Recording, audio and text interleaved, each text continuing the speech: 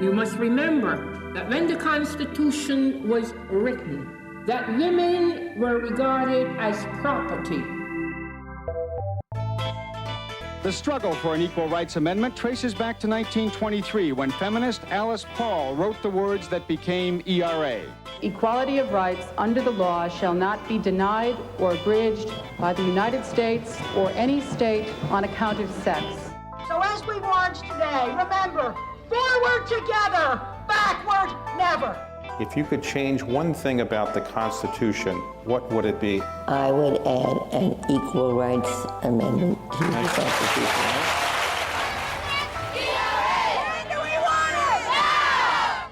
Today, the House of Representatives cleared a hurdle to make the Equal Rights Amendment the 28th Amendment to the Constitution. The House voted to remove a deadline for states to ratify the amendment, which would guarantee women the same legal rights as men.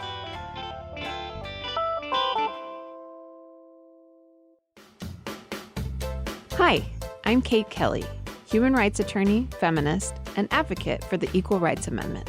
Today we're going to do something a little bit different because we want to get you caught up with all of the current news about the Equal Rights Amendment. And there is a lot. So I'm going to talk to a very special guest. Hi, I'm Jenny Kaplan. I'm the co-founder and CEO of Wonder Media Network. And ERA fan extraordinaire. I mean, recently, yes, as of the past 8 months. So, Kate, what's the deal? What's happened? A lot has happened with the Equal Rights Amendment. The first most exciting piece of news that we've talked about a little bit on the podcast so far is that Virginia became the 38th and final needed state to ratify the Equal Rights Amendment. Woo! Yay!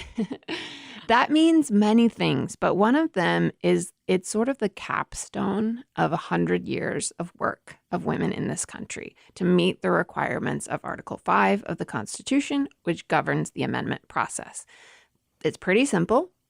It has to pass in both houses of Congress by 2/3, and then it has to go to the states for ratification, and that has to be 3/4 or 38. So all this time through the 1970s, we got to 35. In 2017, we got Nevada, which was huge and brought back this really robust movement. Then in 2018, we got Illinois. It was like, the momentum is picking up. And finally, in 2020, now we have Virginia. We have the last requirement. We've met it. And a lot of people are very, very excited because this is such a hard-fought battle. And also because the amendment process is so cumbersome. Like, we have barely any amendments to our Constitution. Many other countries have full turnovers, have rewrites, have constant updates, have really modernized. And ours is largely the same. And so that's because the process is so difficult. So we finally met this threshold. We finally got the 38 states. And so Virginia is really, it's a time for us to celebrate in the movement that we achieved something that's so difficult to achieve. Given that exciting final state happened, why aren't we celebrating? What has to happen between now and the amendment actually being added to the Constitution? So I know people will be shocked, but Trump is getting in the way. Before Virginia ratified, Trump's lawyers, which is called the Office of Legal Counsel. So it's basically the lawyers for the administration. So when the administration makes a decision, they have to go to their lawyers like everyone else does and say, okay, what should I do? What's the legal basis for this? How do I justify these things? So Trump went to his lawyers and said, write me an opinion about the Equal Rights Amendment. That opinion or memo came out and surprise, surprise, they opposed the Equal Rights Amendment and essentially argued that it's already dead and instructed the archivist, who's also part of the administration, not to certify the amendment. So the archivist is literally some dude who got a library science degree and is mostly concerned with archiving things in our National Register. And, he's a librarian. So this archivist has now become sort of a controversial figure because Congress has decided that once an amendment, the person who keeps track of ratifications, who kind of like keeps a tally and is like, okay, now we have Nevada. Okay, now we have Illinois. Okay, now we have Virginia. That's their job. And they have kept track of all the ratifications. And now what they're supposed to do is certify that amendment and publish it in the National Register, and then it just becomes part of the Constitution. That's what happened with the 27th Amendment, the most recent amendment. It took 203 years to ratify the 27th Amendment, so this archivist kept track of all the ratifications along the way. Finally, in the 90s, they get the 38th ratification, and he publishes it, and it's now part of the Constitution. So that's sort of his job. But what Trump did, and his lawyers said, no, you can't certify it. We're the boss of you, and you can't certify it. You're part of the administration, so don't. So that's kind of where we're at. We're at a standstill, where some argue, okay, Article 5 is very clear, and we have met the requirements in Article 5, so it is part of the Constitution. Then there are people on the other side who are saying you have not met the requirements because of the deadline and because some states attempted to rescind. So it's moot. And if you want it, you have to start all over. So those two sides are kind of duking it out. 2 clarification questions. 1, is this Donald Trump himself or members of his administration? So the OLC is part of the administration. So it's basically like, imagine like very grumpy evil men lawyers in a tower creating decisions. That's how I imagine it. There might also be some women, but the people who signed it were men. So these are his lawyers, his lackeys. They've made justifications for all kinds of terrible things, including the Muslim ban and all these other things. So these are lawyers who are just like churning out legal justifications for his very, very bad decisions. And secondly... And they are evil, I'm sure. Secondly... has there been any word from the archivist? Like, is there any indication that he is or is not going to take any action? So the archivist actually requested the opinion from the Trump administration because, again, the archivist, though he is an Obama appointee, is part of the administration. And again, just like a library dude. Like, he's not in it to win it. He's not in it to, like, be the hero. He's not in it to be, like, imprisoned by Donald Trump or whatever would happen as a result for standing up to him. So he basically requested, like, what do I do? And then they issued that opinion. So he will comply with that opinion. Okay. In the meantime, you mentioned the deadline, which, in case people haven't been listening to Ordinary Equality, which you should rewind and go to previous episodes. The deadline expired quite some time ago, but may not actually be something that has to be held. So could you talk about that a little bit and talk about what's happening on that front? I know there's some news. Yeah. So news on the deadline front. The Equal Rights Amendment initially had a deadline imposed by Congress. They put it in the preamble to the resolution to ratify the Equal Rights Amendment in 1972 when it was passed. And that gave a 7-year deadline. Interestingly, deadlines are not part of Article 5. So in the Constitution, there's a lot of things that actually have deadlines. Like it says the census has to take place every 10 years. It says reps have to get reelected every 2 years. There are deadlines for things. But Article 5 that governs amendment process does not have a deadline. It basically says it's up to Congress. So Congress put in this 7-year deadline. The reason it's 7 years is kind of strange. The first deadline for an amendment was actually imposed during Prohibition. So Prohibition was obviously very controversial, and they didn't actually want Prohibition to make it into the Constitution, but it was wildly popular among the voter base. So they passed Prohibition, put a 7-year deadline, hoping that would kill it eventually, but it was ratified within a year. So it totally failed, and the deadline then became sort of a custom, and every amendment after that had a deadline attached to it, except for the 19th Amendment, which gave women the right to vote. So we started with Prohibition. We've inherited this weird 7-year deadline. That got into the Equal Rights Amendment as well, with the intention of killing it. So as you remember from last episode when we talked about Alice Paul was weeping because she thought the deadline would kill the amendment eventually, and she was right. The approach now in what's called the 3-state solution to get the additional 3 states needed is that we'll get those 3 additional states, which we just did with Virginia, and then we'll eliminate the deadline. So the deadline originally was already extended once. In 1978, the 1979 deadline was looming, and people were freaking out, and there was huge marches on D.C., and there were all these people working to extend the deadline. And they did that. They voted, and they extended the deadline from 79 to 82. just 3 additional years. Carter signed that as a show of support that he supported the deadline extension. So we have precedent that Congress can change the deadline. They already did it once. So the idea is that they can do it now and eliminate that original deadline because no previous Congress can bind a future Congress. So just recently, the House voted to eliminate the deadline. That was Jackie Spears' bill. She's a representative from California and longtime ERA supporter. So that passed in the House. The idea now, of course, is that it has to go to the Senate. You know, some people are calling it a graveyard. Many things are not getting through. Mitch McConnell is really keeping a very tight leash on what gets through. So if it doesn't get through in the Senate this year, there's a possibility for a leadership change in the Senate. Many different things can happen in November. So the deadline elimination bill does have to get through both chambers, though. Okay, so there's a lot of action on multiple fronts here. So obviously it's 2020, we have an election going on. So whether the deadline elimination bill gets through the Senate or not, there could also be action on that post-November. And there's stuff sort of going through Congress. There's also all of the stuff happening with the archivist, and there's action on the ground in multiple states. How do those things sort of interact with each other? What happens with the energy that's like, we want this to be pushed through from the states? The federal administration is saying, you're not allowed to pass this right now. Or you're not allowed to the archivist, you're not allowed to put this into the Constitution.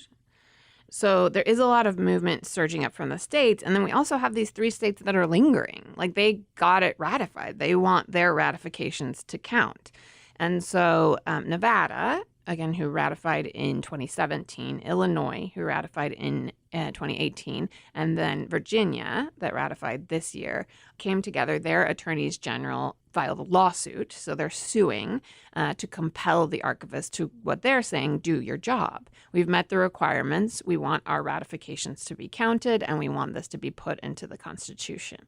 So the attorneys general of those states are pursuing a remedy through the courts to say, you know, we don't even need Congress to eliminate this deadline. We've met the requirements and we can get it through. So that case will work its way through the courts. Other states' attorney general may join them because other states have also ratified and want those ratifications to hold legal significance, to do what they wanted it to do. On the other side, there are some states who have filed different litigation in order to stop the archivist or to have their rescissions counted. So one of those states was South Dakota. And one of those, you know, South Dakota, Alabama, Tennessee, some of these other states have said, no, they can't count. And they filed that in district court in Alabama. So they're trying to say, no, those ratifications don't count and it's not part of the Constitution. I would argue they don't really have standing. Alabama is the only state, actually, that has never had a vote on the Equal Rights Amendment. So they never even voted in neither chamber ever, not in the 1970s, not now, to ratify the Equal Rights Amendment. It's literally the only state in the nation that never has had any vote. And so I don't really think that they have standing to file this type of lawsuit, but they're also trying to intervene in the other suit. So basically what's happening is a lot of these states are now kind of trying to duke it out in the courts and decide, do our ratifications count? Do they not? Do our rescissions count? Do they not? And that will have to be decided in the courts. But it's very exciting that these 3 attorneys general who very clearly have standing, who very clearly have a case because their states went through the entire process to ratify, and now they're just waiting, saying, you have to count what we did. You have to put us on the tally. As a lawyer, I'm pretty new to podcasting, and I'm learning all about the tasks and organization and business aspects that go behind the back end of making a podcast successful. As a lawyer, I'm finding out that even creative projects take a ton of organizing. HoneyBook is an online business management tool that organizes your client communications, bookings, contracts, and invoices all in one place. It's perfect for freelancers and entrepreneurs or business owners that want to consolidate all the services they already use. With HoneyBook, you can automate your busy work. They have easy-to-use templates for emails, proposals, brochures, and invoices, all that stuff to get your creative projects done. Right now, HoneyBook is offering our listeners 50% off when you visit honeybook.com/equality. Payment is flexible, and this promotion applies whether you pay monthly or annually.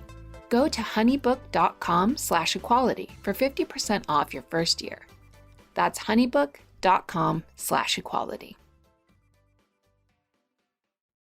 So, speaking of courts, on the next episode of Ordinary Equality, you're going to be talking a lot about this person, someone who's highly appreciated by basically everyone on the left, a fan favorite, the one and only RBG. And she has recently come out with some comments about the ERA that are being talked about widely. Well, I would like to see a new beginning. I'd like it to start over. There's too much controversy about latecomers, Virginia, long after the deadline passed. Plus, a number of states have withdrawn their ratification. So, if you count a latecomer on the plus side, how can you disregard states that said, we've changed our minds? Yeah, so this is the only time I've ever seen uber conservative people quote RBG. They're like loving her, making memes of her. They're just like they're just a lot of newfound fans of RBG. They're doing her workout. they're doing her workout. They're loving it because in a panel, she made some offhand comments about the Equal Rights Amendment, and she said that she preferred the start over solution, which is start over from scratch and get a new Equal Rights Amendment. Well, first of all, to that, I would say, she's still saying we need an Equal Rights Amendment. She's been very consistent on that since the 1970s. She's always said, if you could add one thing to the Constitution, what would it be? Equal Rights Amendment. Very, very consistent on that. So she's still saying we need it, which is something they're kind of ignoring. But she does say she prefers the start over solution.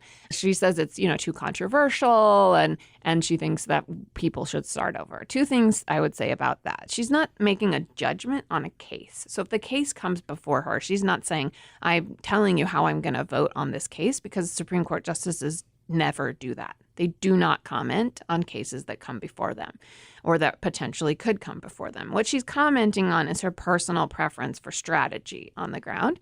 If the case comes before her, she will listen to both sides of the argument. They will be very well briefed. They'll have oral arguments, and then she'll make her decision based on that information. So this offhand comment that she made on a panel is not an indicator of how she's going to decide on the issue in court when it comes to the Supreme Court. Secondly, I would say, RBG is a brilliant woman, a longtime fighter for the Equal Rights Amendment, but really she is an academic at the end of the day. She was a professor, and then she was an appellate litigator. So she never actually fought in court. She never, appellate litigators really just do a lot of research, essentially. They do a lot of research, and then they argue the cases before the Supreme Court or a federal court. So as an academic and an appellate litigator, she's never been on the ground. She was never part of the movement to get the ERA ratified in the state houses. She was never part of this on-the-ground movement to do the dirty work of what it takes to get an amendment ratified. As someone who is and who has been to a lot of these states that are very difficult to get things ratified and have no infrastructure for women's rights, Utah, Virginia, Georgia, North Carolina, some of these places where we've got to get things ratified, it is, I think, a little bit of a idealistic fantasy to think that it's going to just be easy to pass it again and get it ratified by all the states. I mean, think about it. It took 100 years to get where we are today, literally. So for her to say, let's just start over, is frustrating for a lot of advocates who have done so much work to get to where we are and to get Virginia finally ratified. And then to have someone who has long been an advocate of the Equal Rights Amendment suggest we start over is a big blow.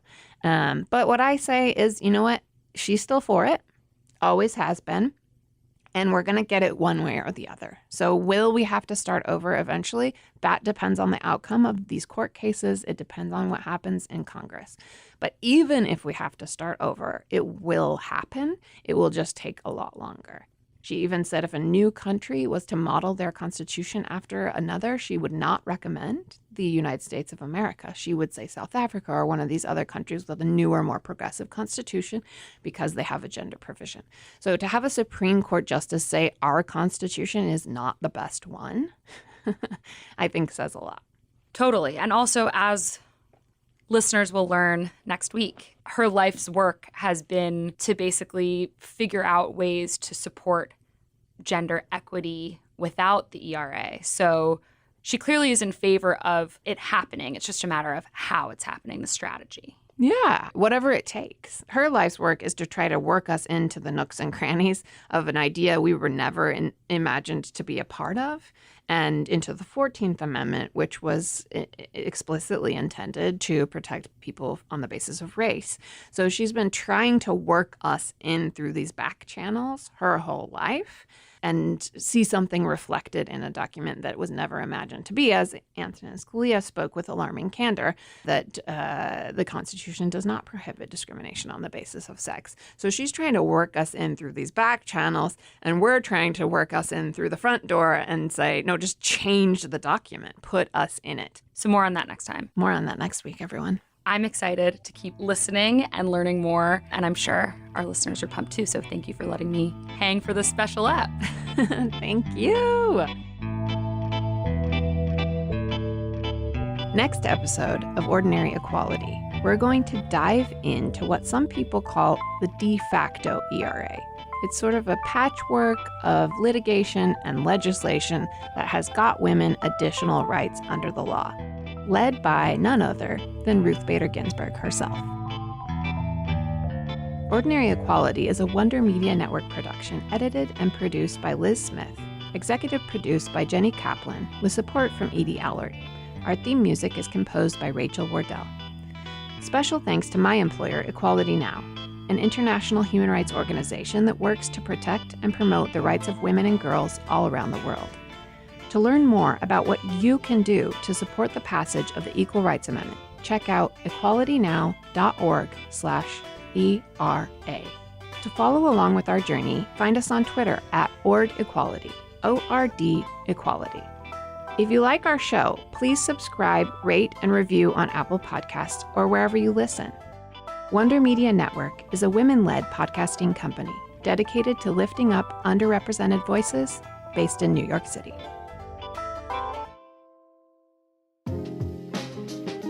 I want to tell you about another podcast I love called Stuff You Missed in History Class. It's hosted by Tracy V. Wilson and Holly Fry, two ladies who learned to love history as they realized how our modern world was shaped by little-known people and events. Episodes dig into topics that haven't gotten enough attention, whether they're weird, wonderful, scary, or sad. They look at everything from a decades-long dispute between butter and margarine, to a pair of lions that terrorized a railroad crew in Kenya, to the only successful coup d'etat in American history. Listen to Stuff You Missed in History Class on the iHeartRadio app, Apple Podcasts, or wherever you get your podcasts.